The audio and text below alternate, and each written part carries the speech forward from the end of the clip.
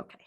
So hi everyone. Yeah, my name is Daisy, and I think I know most of you, or I met you at new faculty orientation.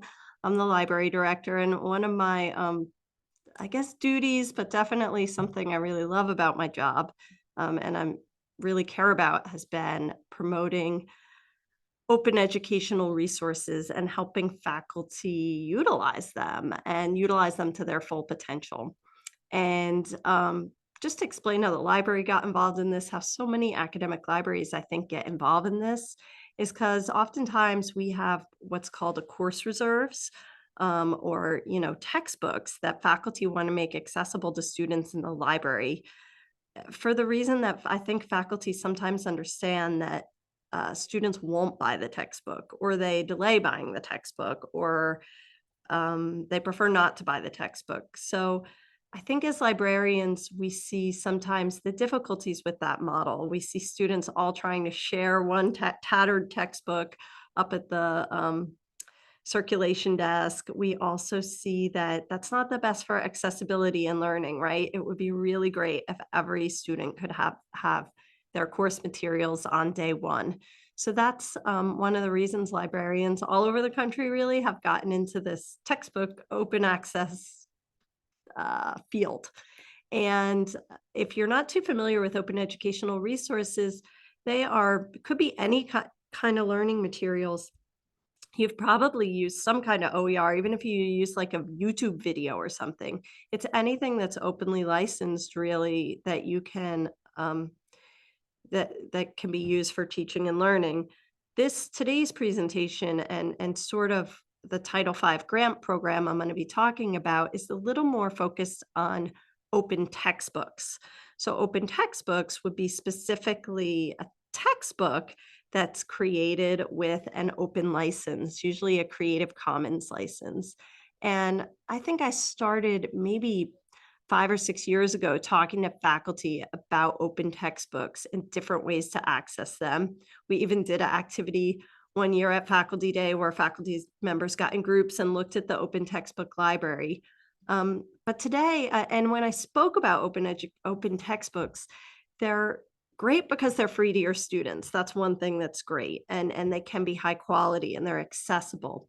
But one of the promises of open textbooks was always that, unlike a commercial ebook that you buy from a publisher, that because they're created with an open license, you can change an open textbook theoretically. You could put your own content in, you could put your own activities in, you can delete a chapter, you can localize it. Let's say it's a was produced in Canada and you're talking about American politics or something.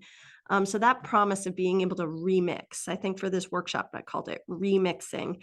That wasn't always so accessible to us, because how do you do it, right? How do you take like a textbook that's basically a website and edit it and make it your own, or change it or augment it? So that's what I'm going to be talking about today. That is really what I see as um, the promise of Pressbooks and the Pressbooks Directory. So hopefully everyone can see my screen. Holler at me if you can. But this is the Pressbooks Directory. This piece is free to everybody. So any of your colleagues anywhere in the world can use books in the Pressbooks Directory. It's got about, at this time, almost 6,500 open access books. Pressbooks has 174 member organizations. That's us, St. Peter's. We are a member, and I'll talk to you a little more about how that kind of works. But first of all, this is just a database where you can find and use open books for your class. I'm going to show a little bit about how to search it, but I do want to mention that click over to our Pressbooks catalog. St. Peter's right now has one, two, this is actually a journal some of our faculty were published in. We have 3 books in the Pressbooks Directory that were authored or adapted and modified by St. Peter's faculty. So these actually are part of the 6,500 or whatever books in here. And I encourage you, like, on your own, to look for books you want to use here in the Pressbooks Directory, you can browse. You can browse by subject area, you know, I'm gonna look up the chemistry. I think, Hugo, are you chemistry? Do I have you right?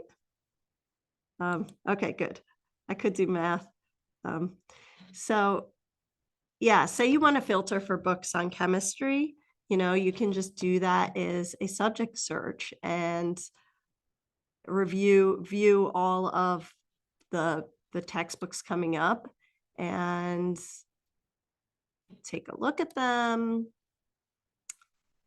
And any of these you can include in your Blackboard shell. You can assign to your students. There are a cartridge. I don't know if you folks are familiar with a cartridge. It's a way that commercial ebooks have this too. It's a way that the book can be kind of embedded in your in Blackboard, our learning management system. But you can also just link to your students to the book online. It's fully accessible ebook. Some of them have activities. This one looks like it has a lot of activities embedded in it. So that is the Pressbooks Directory. And that's what it is. It's a free and open catalog of many books that you can use. And you'll see, I was going to show in an example, you'll see that these books all have Creative Commons licenses. So you'll see beneath each title, it will usually start with CC, Creative Commons. And I'm going to actually flip over to a different web page. This is something we talk about a lot. If you join the Title V OER Summer Institute this year, we do a whole session on Creative Commons licenses. But these licenses were created when the internet came around. Actually, I think it started with artists, to be honest. But they were created because copyright is automatic in the United States. If you write a book, if you put something online, it's automatically all rights reserved.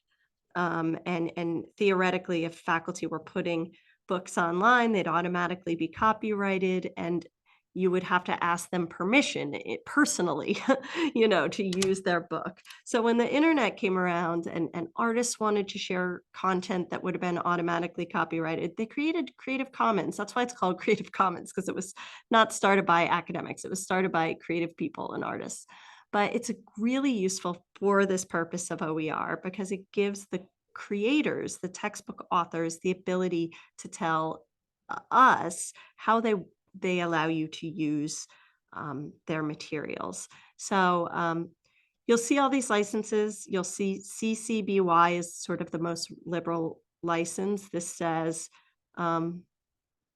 use my stuff, do it, remake it, remix it. You just have to give me credit.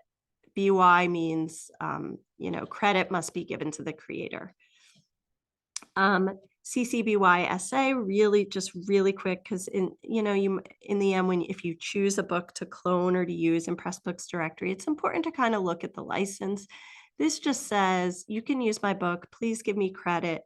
And but if you create a derivative work from it, which we're going to be talking about, if you create a derivative work, so create your own textbook out of their textbook, you have to give it the same type of Creative Commons license. That's what share alike means. Adaptations must be shared under the same terms.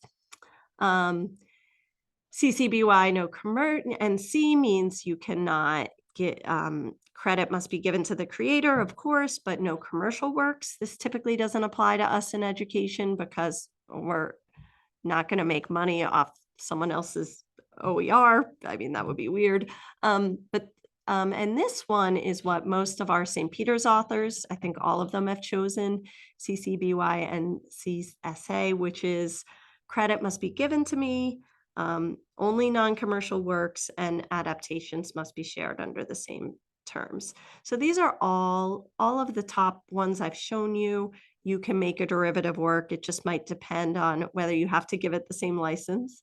And this is just what you might want to be aware of in Pressbooks if you do see books with ND or no derivatives. That would mean you can assign the book to your class. You can link to it, but you can't remix it, which is really what I'm talking about today. So it's just I know that was a little quick, my my preview. And if we go back to um, this, this just has a general Creative Commons license, this chemistry book. So they're really open with how you use it. Oh no, it has, oh no, that's Introduction to Chemistry. The one we looked at, yeah, CC BY. So this one, they're even saying you can make a commercial work out of. So most of them you will see, you will not see that ND, no derivative. It's actually pretty rare because I think we're working in a kind of open education climate, if you will, if people who are already joining Pressbooks. So that's just a little tour of how you might search by discipline. Um, as I was preparing for this class, I was kind of thinking of different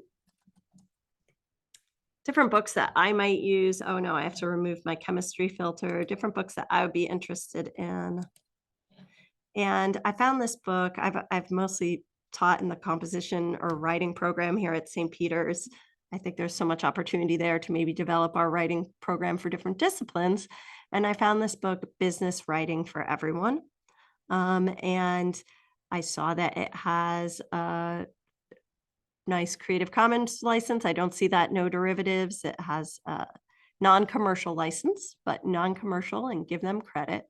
It also has 45 H5P activities. So when I talk about the grant a little bit, and I forget what H5P stands for. It's got something to do with HTML, but they're basically interactive elements to your textbook. So it could be a quiz, it could be a poll, it could be a graphic that does things. Like I saw one in a healthcare book that had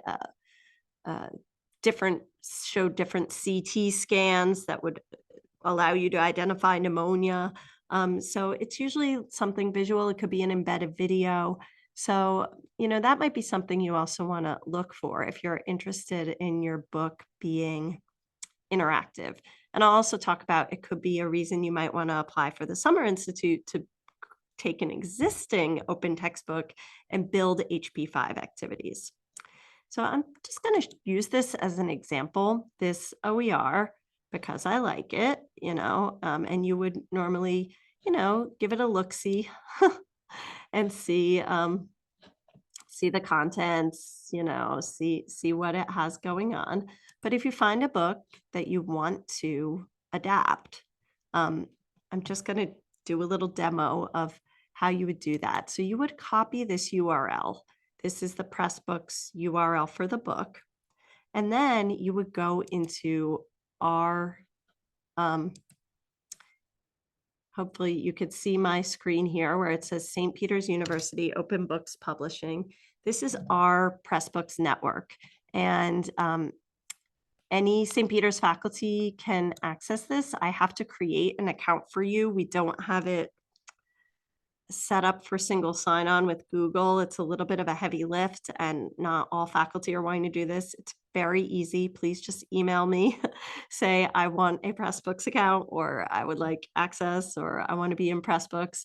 And I go in here as an administrator, and I basically send you an automated thing where you can create your own username and password. I think your username is your St. Peter's email. So your username will be created for you, and you could create your own password.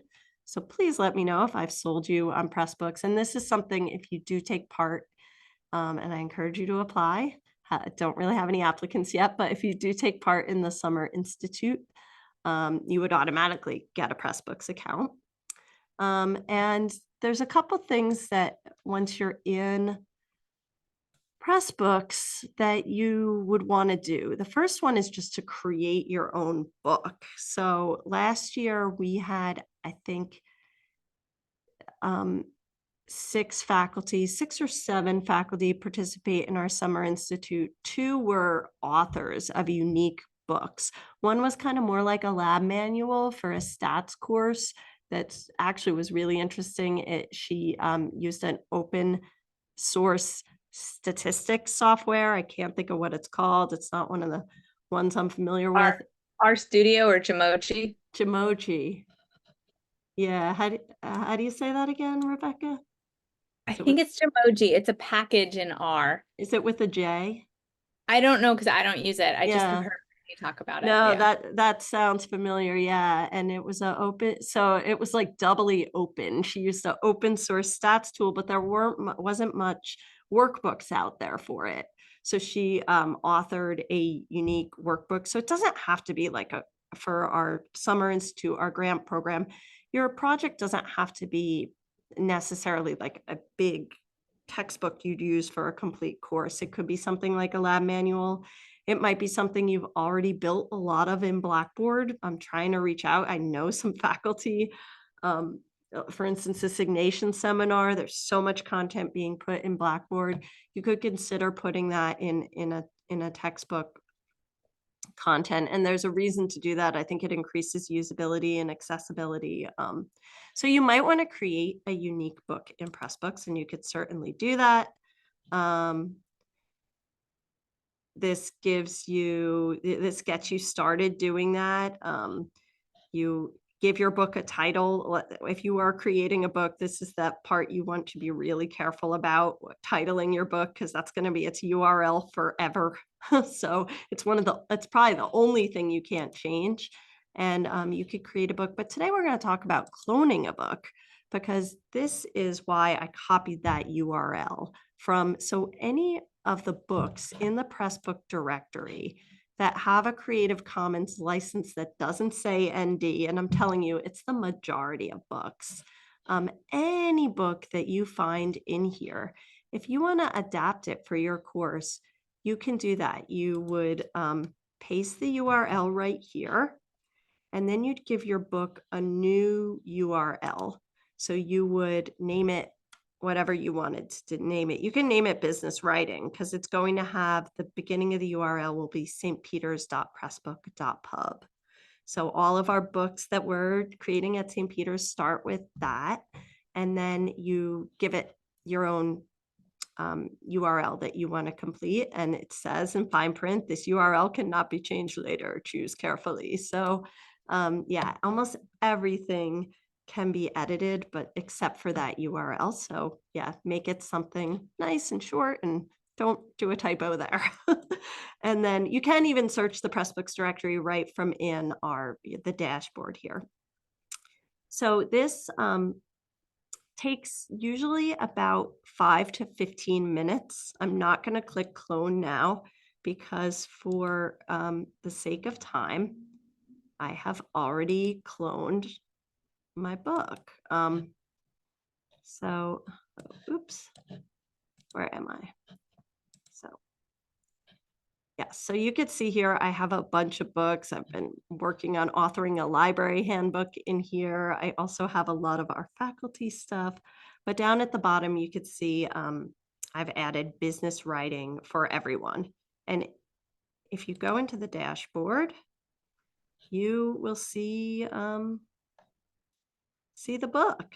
So you can do so much here. You can change anything about the book once you've cloned it. It is your book to edit. You can, first of all, you might want to reorganize the book. So this is how you can literally trash chapters, remove them, hide them, shift them around, reorder them. You could see where it says move up, move down. So this is how you might reorganize the book, especially if your course, maybe takes a different sequence than the book author intended. And you'll see it says this book's global privacy is set to private. I would definitely do that as you're editing it, and I'll try to remember at the end to show how easy it is to make it live in Pressbooks. And you'll see on the side, you could see all these options to organize, to add a chapter, to add front matter, to add back matter. So you can do all of that. There's also options to import content. So let's say you found a chapter in another Pressbooks book that you want to add. I've heard this referred to as a Frankenbook. So it's sort of like, Frankenstein's monster, I guess, where he took different body parts. I don't know exactly how he did that, but I don't know if it's the best metaphor because I don't want faculty to think of their books as monsters that might get out of control. But the idea, I think of more like a remixing or a pastiche or a composite, but you can import, you'll see there's an option for a Pressbooks or a WordPress file. So there's a way to go into different chapters and download them. If you have a Microsoft Word document, you've written your own textbook chapter in a Microsoft Word document, you can import from there. And then it's very easy to do that. There's also all of the HP5 content. So these are these interactive elements that show up in these textbooks. Not all of them have them. I don't think either of our faculty authors included any our faculty authored original books included H5P activities, pardon me. However, one of our faculty members, I believe, I think is Phil Sukram. I don't think he's here, but he was thinking, he adapted an OpenStax accounting book. And then for the Summer Institute, he created H5P content for the textbook he had been using for many, many semesters in order to make the textbook more interactive. So in here, you can build H5P content. It will, you don't need to know HTML or have any editing experience. It has a whole editor that's taking its time right now to pop up where you can build this different interactive content. So if you want to create a true false question or a drag the word question or an image slider, which is kind of like what I was describing in the pneumonia interactive kind of activity. Arithmetic quiz, Rebecca, maybe. So just so much, an interactive video. So you want to use a YouTube video, but make it interactive somehow. Quizzes, a timeline of events, a multimedia timeline. There's just a lot you can do, and you don't need any web development skills. You can use Pressbooks to do this. So I've been presenting Pressbooks to faculty when I have a chance as sort of like Scrivener, which is a tool that authors use online to write books, often fiction writers. I've been kind of presenting it like, oh, it's like Scrivener for academics and you can write your textbook. And I'm so text focused because probably I came up in the era of print books with my tech and when I was in school. But one of the reasons I wanted to do this workshop today was to just show you how much more you can add to books using Pressbooks. It really is like a educational platform to edit books and augment books. Another thing you can do if you're in Pressbooks is you can search for H5P, pardon me, activities in books. I just did a more broad search for writing, but you can see, let's say I want to find writing textbooks that have at least 10 H5P activities in them. So you can do that, and you can look for, we already decided, well, for my text, I want to build on this business writing for everyone textbook. But let me see, some of these other activities around writing. I'm a really busy faculty member.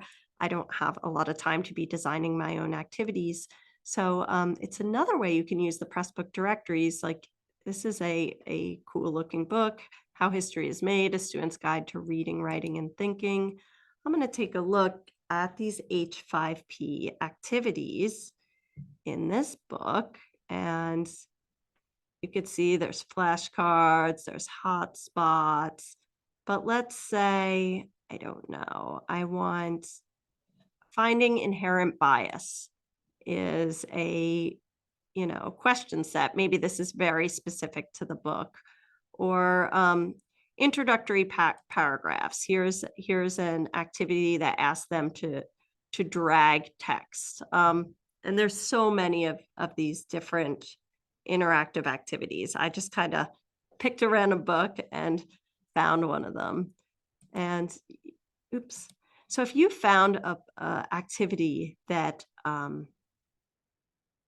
you wanted to do, let's say you like this quotations quiz, and you can look through the sections in it and check all of them. If you want to use any of these, you'll see a little icon in Pressbooks that says reuse this content. It asks you if you want to download the H5P file. So like I said, these H5P activities, they appear visually, they're accessible, they're, they meet all these standards for online education for the American Disabilities Association Act. They're built in HTML. I don't know how to do that. I'm not an HTML coder. You download the file as a H5P file. And then when you go back to your, where's my dashboard? When you go back to H5P content, you see you have options that gives you editors to create new content. You also have the option to upload an H5P activity.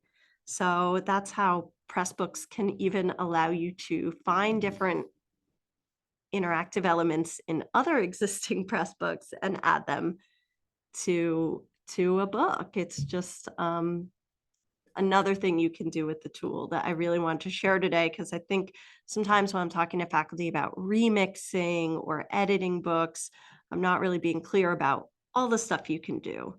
So you can add these activities. You can also just to show off the Pressbooks tool, you could change the appearance and the theme of the book. There's all these built-in themes, so you don't need to be a publishing pro. You don't need to think about how big do I want my chapter heading, or, there's many theme options, many options to add media, and you can change the cover. You can, add things to the media library, add a new media file. You don't have to worry that the picture is not going to be sized right when the student looks at it on their screen. And pretty much everything can be edited once you've cloned the book that you want to work on. So I guess I'll pause if folks, I see there are questions in the chat. Oh no, that's just Andrew. Hi, Andrew. Bye, Rebecca. So that's a little bit about, the Pressbooks tool, a little spin on how to use it, how to clone a book. I have a question, Daisy. Yeah, thanks, Glenda. So, I had a few maybe. So the first question I was wondering, and I don't know if this is something you can answer, or maybe Rebecca could have. Could this be considered towards your research tenure track requirements? Do you know? Yeah, so I have actually, let me stop my, I have talked about this with the provost and those people. And I have something I want to share. Hang on one second. So open education work, I think there's a lot going on here. And there are a lot of ways it could, the short answer is yes. All of this work should count in some way towards promotion and tenure. And I shouldn't say librarians. Librarians are a little bit out of this because we're not tenure track, but we do go through promotion. So I've shared this with the provost and with Rebecca, and I've shared it with everyone who did the Summer Institute last year, and I'm glad to share it with you. This was put together by an organization. I think it's made up of like 37 different research universities. And they were trying to answer this question of how OER work, open education work, fits in promotion and tenure.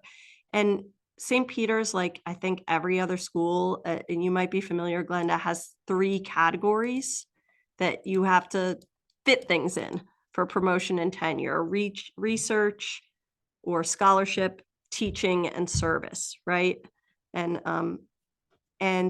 this matrix helps you understand how open education work fits in. So yes, if you are using an OER in your class and you switched your class to use an OER, even if you aren't remixing it or adapting it, I would mention that in your tenure application towards your teaching. And this matrix tells you how to give evidence for your tenure application. If you use open access in a research article, that might be relevant. So a lot of it is teaching and service. I think faculty maybe don't always think about the service piece, but open education work extends beyond St. Peter's if you are, especially if you're adapting or creating OER, right? Because you're giving it that Creative Commons license, and people can use it at other colleges, can even use it in the developing world where we have, huge inequities out there. So, yeah, so if you are adapting OER, which it can be part of the Summer Institute, you can get $1,500 if you join the summer, if you are chosen, and odds are pretty good this year. You could get $1,500 just to adapt an OER, to clone a book like I showed in Pressbooks and revise it to be more relevant to your students' needs. Now, they don't think this rises to the level of research, right?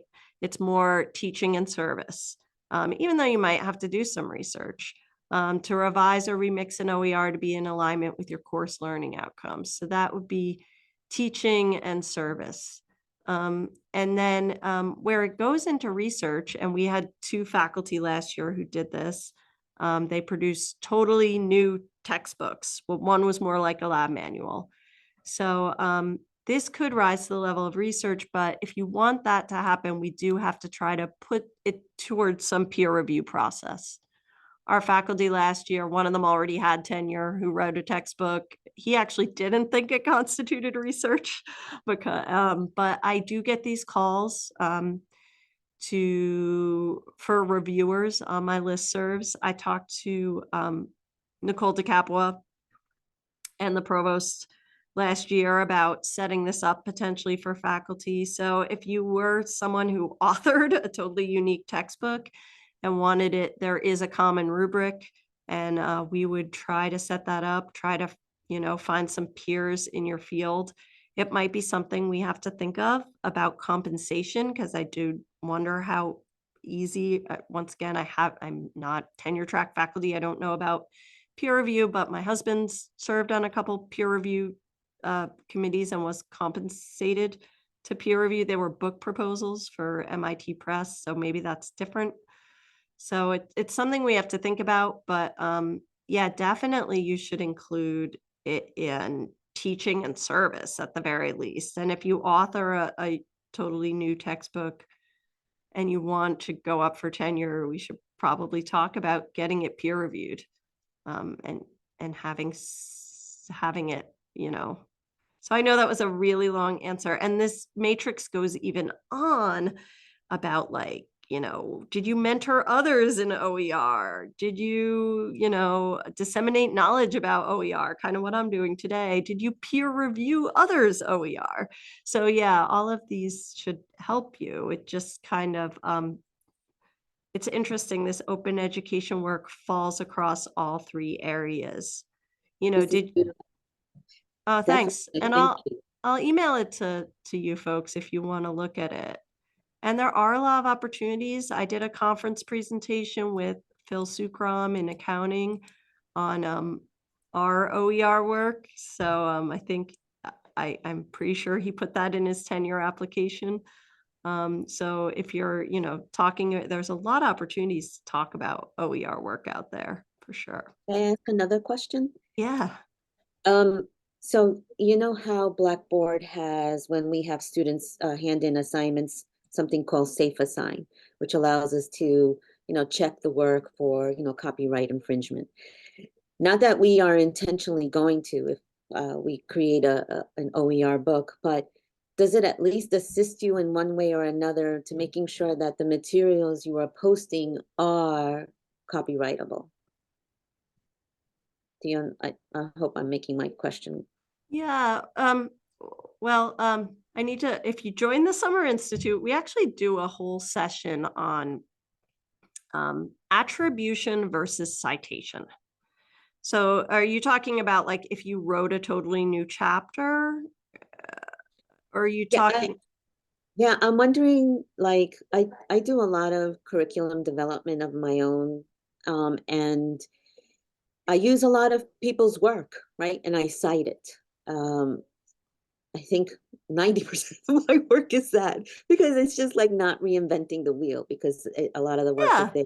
So I'm wondering, I would like to, I'm really fascinated by this program, so I think you're going to see my application. But I'm really interested in making sure that I'm following code, right? That I'm following policy. I don't want to, or if there's something there that does help and guide me through that process. Yeah, we'll talk about it. I don't think there's like a tool. Remember that when we're talking about Pressbooks, people gave all these books Creative Commons licenses because they're literally not copyrighted. They're uncopywriting them. They're saying, please use this, remix it, and you would give them attribution if you're cloning a book and reusing it, you would give them attribution. And that you would do that at the front matter of the book, you wouldn't have to like do it. Now, if you're going to then build your own content, you're going to have to choose, whether you want to include citations. That's more of a scholarly choice. Citation attribution has nothing to do with copyright. Fair use allows us to use information from out there in the world as we do research. And you'll notice when you read most commercial textbooks, you probably don't see a lot of footnotes or parenthetical references in a commercial textbook. You might see references at the end, but usually when we're designing stuff for students, we're focused on readability. But you can choose to do an APA style chapter and put all those, parentheticals in, but that really doesn't have to get into legality. We're allowed to, there's no laws about attribution. So we actually get way into this in the Summer Institute because I think people get a little confused between citation and attribution. But attribution is pretty simple. If you're using a whole chapter or if you're cloning a book, you put it right up front. This book was adapted. This is, Rebecca Connolly's. This book was adapted by Rebecca Connolly's 2019 book, and we'll talk about how to do that attribution.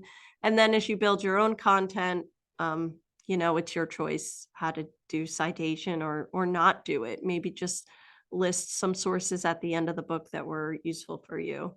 I know we kind of want to model citation for our students, maybe, and I get that, but you'll see most textbooks don't have in-text citations. So I don't know if that was confusing or helpful.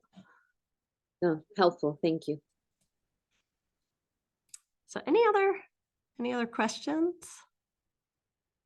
So I wanted to get done in 45 minutes. I'm going over a little bit, but yeah, so we have another round. Oh, I think this is last year's. Oh no, I just have to edit this. I have to edit this form. This is this year's Title V OER Summer Institute. So to explain how the Institute works, they named it an institute in the grant. I'm not sure what an institute entails, but this is my vision of it. So you guys know, this stuff takes work, right? And we knew that when we applied for the Title V grant, and I'm grateful she's gone, for Dr. Mildred Milon. I dragged her maybe like 8 years ago to this Open Textbook Network presentation from our New Jersey library group. And Wei Dong came too. Wei Dong and Dr. Milon, Dr. Zhu and Dr. Milon came, and because they said, bring the highest power people at your organization that you can find that care about OER. And I think they were really impacted by the presentation. And the big takeaway is if you really want to get this going on your campus, it helps to give faculty some incentive or even some money for their time to do this work. So that's what Title V came through with. I have and we had a task force of faculty that helped build what the Summer Institute entails. And we decided we couldn't just have a flat stipend. Because it's a lot of different work, like authoring a totally unique textbook. Like if you were going to build business writing for everyone, right, and author all of these chapters, and we had a St. Peter's faculty do this last year. He authored a whole full-length fiction, a textbook on analyzing fiction, wrote all the content, had people to help him review it and edit it. So that would be, I think, $3,000 to $5,000 is the stipend or the mini grant to author something completely new. And probably if it's more like a lab manual, something shorter that's already somewhat built, it'd be more on the $3,000 end if you're writing a whole textbook. And people have asked me, we haven't had any teams apply. People have said, if I have a team, will we all get the full stipend? And I have to figure this out with the grant folks, but sure, I hope so. Even if it's a team working on the book. But most people, as I expected, have been adapters. So most people have been using what I reviewed at the beginning of the meeting.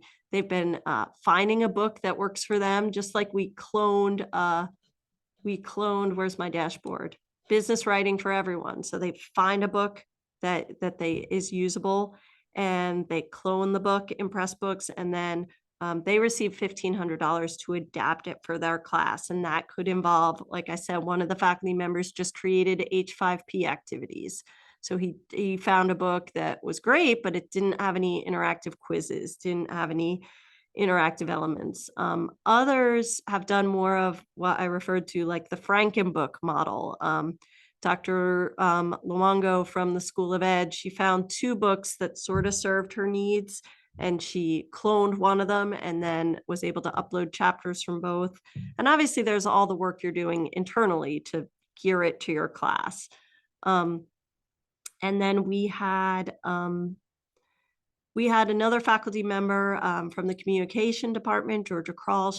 She's doing a communications course on podcasting. She found a really great book, but she felt it wasn't showing diverse voices that would resonate with our students. So she went out and did interviews, totally unique work with, she found podcasters who, were not white, maybe more diverse, younger, more diverse. And she did some interviews and got their permission to use them in her not-for-profit, free textbook.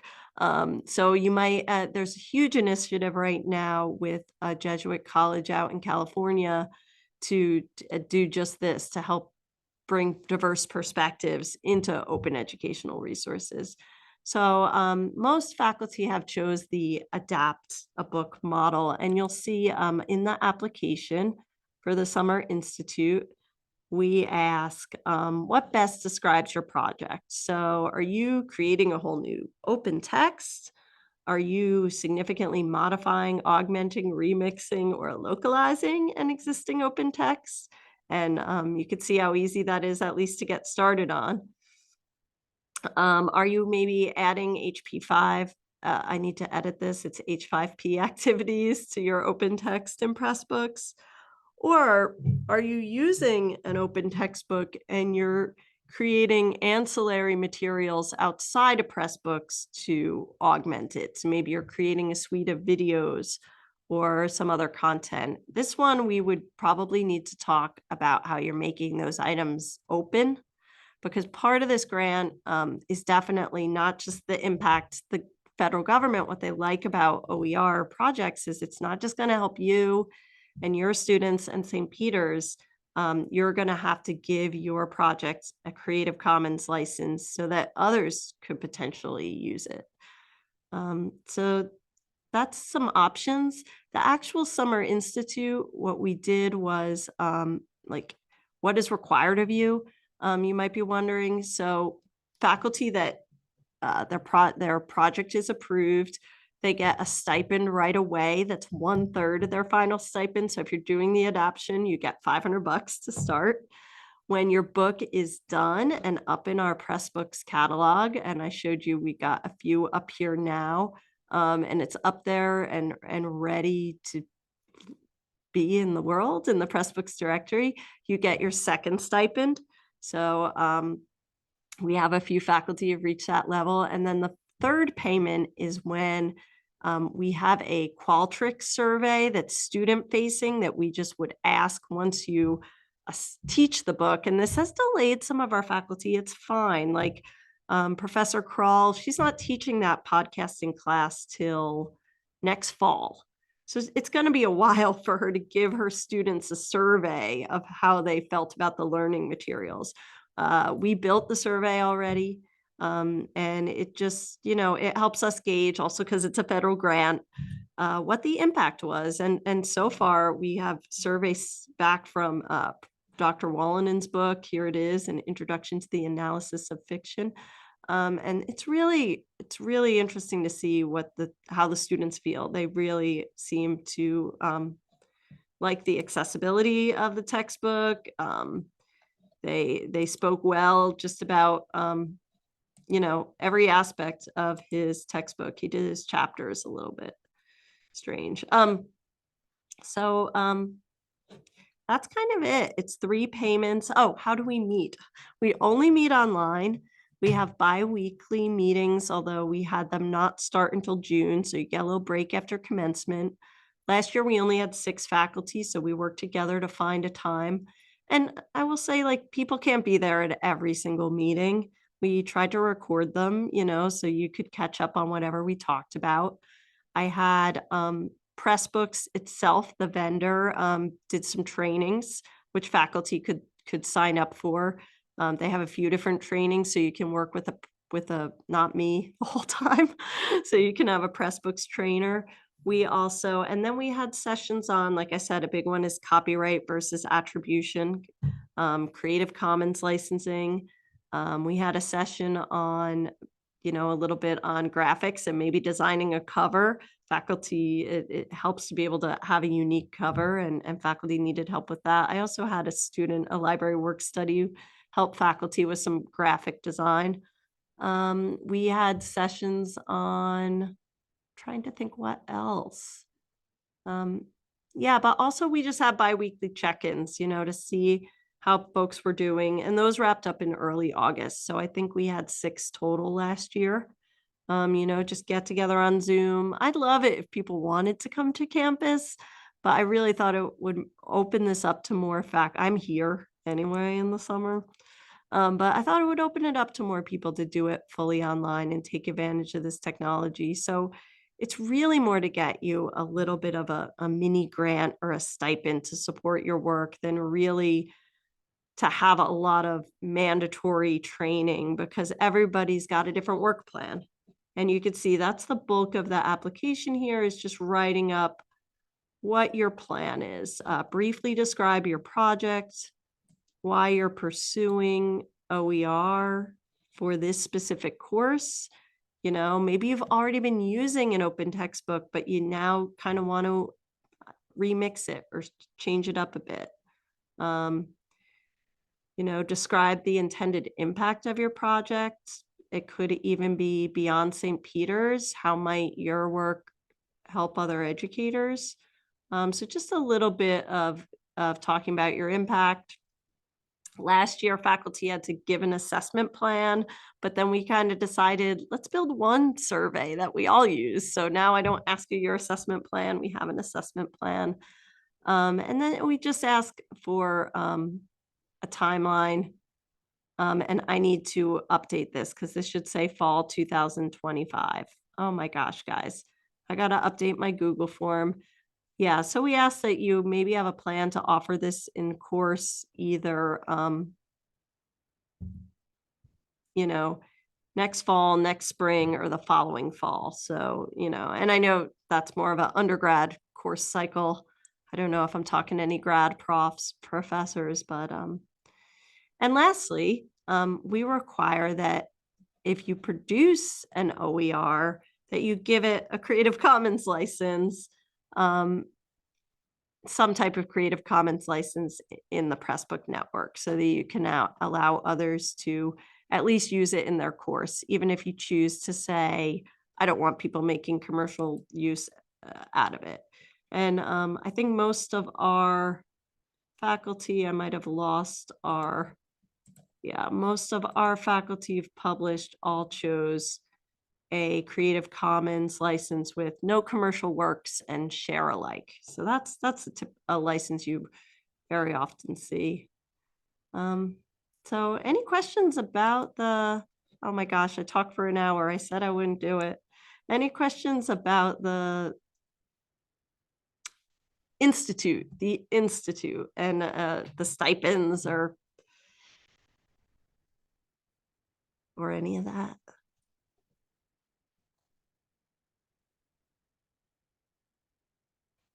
Okay, well, I'm going to go edit this form. So it says 2024, 2025. And I really hope some of you apply. If not this summer, we're going to have, I believe, another 2 rounds. But I hope some folks apply. And if you want to, before summer, dive into Pressbooks anytime you want access to everything I showed you, to the dashboard so you can create a book, clone a book. Please let me know. Just drop me a line, say, I want Pressbooks, and I will send you a link to create your own password and you will have access. And I'll send you the URL also to access it. It's all web-based, which is really nice. You don't need to, I should have mentioned that, but you don't need to put any software on your device. Pressbooks is a totally web-based editing platform.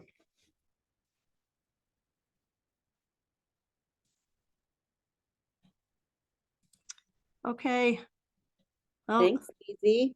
thanks for coming. Let me know anything I can do, and I'm gonna stop this recording, and have a great day, everybody. Thank you, Daisy.